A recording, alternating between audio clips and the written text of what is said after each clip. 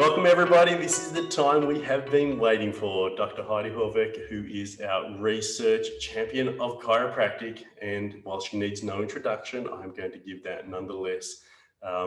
Graduate of New Zealand College of Chiropractic in 1999, also gained her PhD in human neurophysiology. She's the author of the best-selling book, The Reality Check, which is a quest to understand chiropractic from the inside out, and that the role that the brain holds both with chiropractic and the adjustment. And it's a book that I both have here in my practice that I share. I'm actually have loaned out all of my copies at the moment to my patients as they continue to understand what I call, it's a prefrontal cortex thing. And we continually educate our patients within our practice on the role of chiropractic on the PFC. More than that, she is not only a rock star author, she's the director of research at New Zealand College of Chiropractic and established the Centre for Chiropractic Research, which provides breakthrough advances in chiropractic education and understanding through the research process.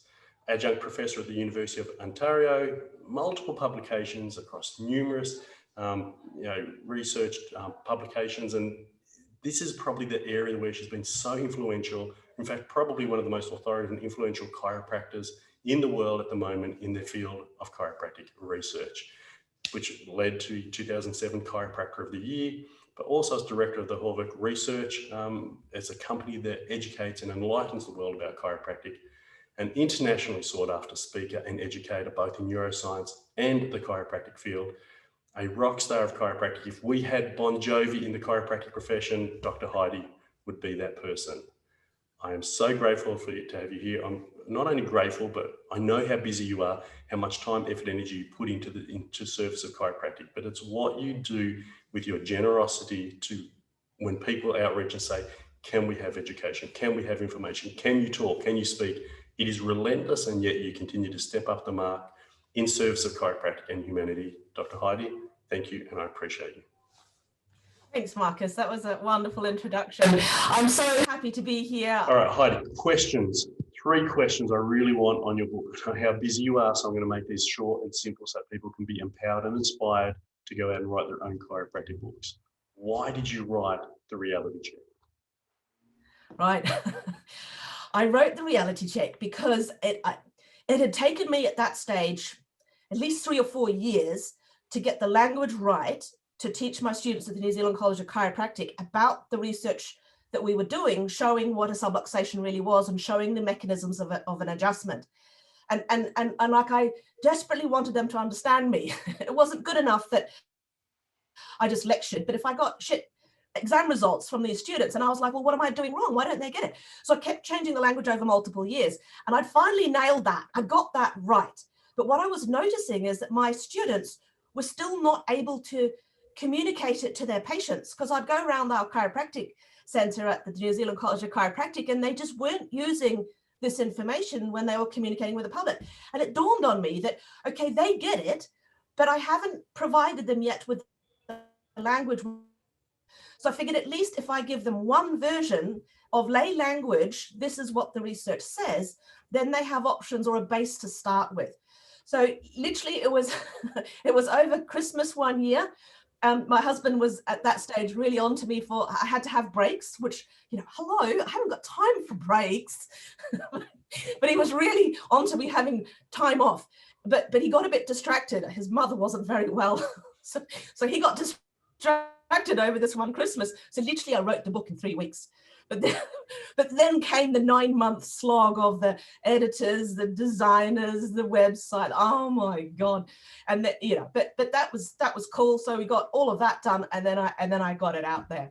But yeah, it was in me, of course, because I've done this research. If you truly understand a topic, you could explain it to anybody, like a 5-year-old. You should be able to anyway, right? So it was just giving them the language with which that they could use it. Now, I promoted the book as if, this is for the public, but honestly, my target really was the chiropractic profession, so they got it. The cool thing is I really did get the language right, because we've had such success with it with the public. It's quite incredible, actually. But yeah.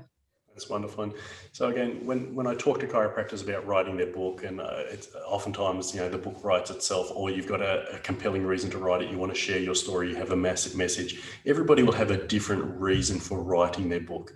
But what is universally true, once you write that book, that it has an incredible impact in ways maybe you didn't foresee, or maybe you've planned for that impact. So what type of outcome or impact, you know, you said it's been well received, what type of impact it has it had on you professionally, either on, you know, the people that are reading, on the chiropractic profession? It's really interesting when you write a more universally acceptable book for the students, for the profession, and for you know, the community as well. So tell me about the impact or result that it's produced. The biggest personal impact on me was, I think, my father finally understood what I was doing. And he's a medical doctor, you know, like, but you know, when you get into research, you spend 7 or 8 years of your life just studying this tiny little topic, and it's very hard for people to understand that, you know. So it's had an incredible impact on multiple areas. Like, so even on the, you know, super intelligent end, like my father finally understood what I was doing, which I thought was really, really sweet. And we've even used it in the research world. So when we get a new researcher comes along, or even when the people that I collaborate with, say Bernadette Murphy in Canada, she has a new postgraduate student, like a master's student or a PhD student, she'll give them my book, because it lays out the work that we've been doing and what it means in very easy to understand language. So, and once you get it, then we can have the conversations around, so we're going to study this bit next, and then you get into the right details and nitty-gritty again. So it's been quite wonderful, even on the scientific end of things. And even all of our new researchers that we come, even like the bioengineers from Denmark that come and spend a summer with us for their part of their master's project, we always give them the book first and foremost, so they understand where we're coming from, and then they can see how their project contributes. But it's been way more overwhelming the other end, right through to the public, like you said, but the profession. I mean, it almost brings me to tears. I travel around the world and give talks at a conference, and the amount of people that come up to me afterwards, like I'd spent like 10 years of my life doing this research before I published the book, right? So I've been very busy doing this for a long time, but all of a sudden the profession got it. And it was quite overwhelming. The amount of people that came up to me afterwards and almost in tears, and they've been in practice for 40 years, and, you know, finally someone's validating what they've seen in practice. And that gives me a lot of confidence and strength too. Like, if what we're finding in our research reflects what you see in practice, to me, we've found the truth. If what I was finding didn't reflect what you see in practice, there's a problem, and we need to identify what that problem is. But it's been remarkable. And I mean, I meet massage therapists, I mean physiotherapists, I meet patients that come along to the conference that they're chiropractors at because they want to meet me. I mean, it's quite overwhelming. You know, I had this burning desire to get across to the chiropractic profession what this meant, because I wanted us as a profession to have the conversation around what does this science mean and where should this take us next. And I brought my own story into it because I loved Candace Pert's The Molecules of Emotions book. So I wanted to make science a bit easier to digest and read. I tied my own story into it just to make it a little bit easier to understand and to read and to pick up on it. But obviously it hit the nail, because I've had such incredible feedback. Yeah, and it is, as I said, it's a great book, and we have multiple copies here. I was going to hold one up, but I was looking for it before this. Was like, they're all gone. We have. I remember all the people that I've loaned it out to. I thought, why hasn't it come back? It's a great book, and the little back cover slip where you get people to look at their perception.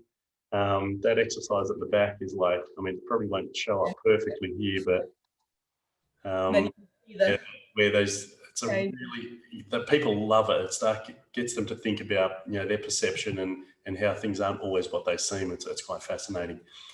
You spoke about, you know, the gratification it has, the impact that it's had on you and the profession. The last question I have for you is, you know, I think the meaning, the ability for chiropractors to have the far-reaching effect that I know they would love to have. Every chiropractor wants to see change in their patients, in their community. They want to have greater outreach. They want to compellingly share the message. And, you know, something I think is so important for the profession is that we do that in a powerful way. And, I obviously encourage, chiropractors to write books, to share their story. What would your message be to the chiropractic profession about being willing to take the time, put the effort in, find whatever resistance is there and overcome it, and write a book so that the chiropractic can get the reach that it deserves? So share the thoughts you have for those practitioners out there that maybe sit on the fence about writing a book. I think you just need to get over your own fear of success. I mean, I literally wrote the book so that my students at the New Zealand College of Chiropractic could understand my lecturing and be able to use that to communicate with their patients. I mean, I was told so many times that, oh, you'll never make it as an author. You'll never make it as an author. I said, I'm not trying to make it as an author. I literally just wanted to share in easy to understand language. I mean, my 93-year-old grandmother understood what I was doing. I've been talking to her about it for like 10 years. And she finally got it, and she's got the dedication in the book too. But I wasn't writing it to be a successful author. I wasn't writing it to make money. I mean, I was driven to share what this research means, because I understood how big a deal this was for us as a profession. It means that the chiropractic story is bigger than just a squash nerve root. And I needed the profession to get that. I was just so passionately excited about sharing that message. And I figured, well, the best way to do that is in lay language. And then it also at the same time could help, the public understand chiropractic. So it makes your job easier as a chiropractor. So I figured I'd be doing you guys a favor as well. So I never went into it with the big, I just wanted to share my story. And then I'd also say it takes a team again. So just because you have a burning desire to share your story, which is great, write it down and then get help. There are fantastic editors out there. There are great designers. They come up with stuff that, is 10 times better than, you might have thought of yourself. Like, I mean, the hands-on brain, I mean, that's my message, right? We're used to hands-on spines, but the hands-on brain, I mean, that's just genius, right? So again, it's the team. And so once you've done your bit, then comes the whole team scenario and the spelling. I mean, I have atrocious spelling and grammar. I mean, it's terrible. I mean, I grew up bilingual. So to me, I didn't care if it was spelt correctly, just so long as you understood me, because to me, that's what drives me, is I want people to understand, what I'm going on about. And I don't care about spelling mistakes, but for some people, that's really, really important. So you've got to make sure that, you've dotted every I and crossed every T. But no, honestly, my message is just go for it. Go for it. If you have that burning desire to share something, no matter who that is for, even if it's just a small audience, just do it. It's so important. We're still sitting on the world's best kept secret. And the more people that get at it from different angles, the better. And don't think you have to compete with anyone else. You are you, and you have your own unique story to share. Please just do it. Beautiful. Dr. Heidi, again, I appreciate all you have done for the profession. I love your book. I love the work that you've done. So grateful. Everyone go grab the book, go write your book, and let's change the world together through chiropractic. I agree. Go for it.